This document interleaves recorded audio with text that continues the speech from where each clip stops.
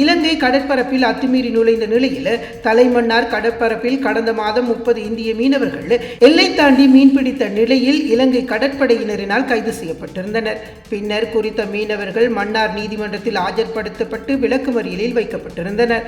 குறித்த மீனவர்களின் விசாரணை நேற்றைய தினம் மன்னார் நீதிமன்றத்தில் இடம்பெற்றது.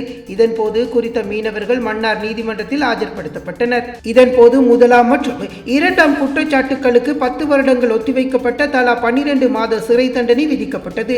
மூன்றாம் குற்றச்சாட்டுக்கு 26 மீனவர்களுக்கு தலா 2,50,000 அபராதம் விதிக்கப்பட்டது. ஏற்கனவே இலங்கை கடற்படையினரினால் கைது செய்யப்பட்டு மன்றில் ஆஜர்படுத்தப்பட்டு நிபந்தனையுடன் விடுவிக்கப்பட்டிருந்த நிலையில் மீண்டும் கைது செய்யப்பட்ட 4 மீனவர்களுக்கு மூன்றாவது குற்றச்சாட்டிற்காக தலா 2,75,000 ரூபாய் அபராதம் விதிக்கப்பட்டது. மேலும் மீனவர்களிடமிருந்து பறிமுதல் செய்யப்பட்ட 4 படகுகளின் உரிமையாளர்களையும் எதிர்வரும் மார்ச் மாதம் 19ஆம் தேதி மன்னார் நீதிமன்றத்தில் ஆஜராகுமாறு உத்தரவிடப்பட்டுள்ளது.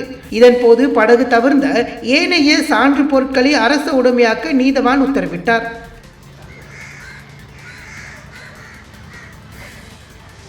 மேலதிக செய்திகளுக்காக எமது யூடியூப் தளத்தை சப்ஸ்கிரைப் செய்யுங்கள்.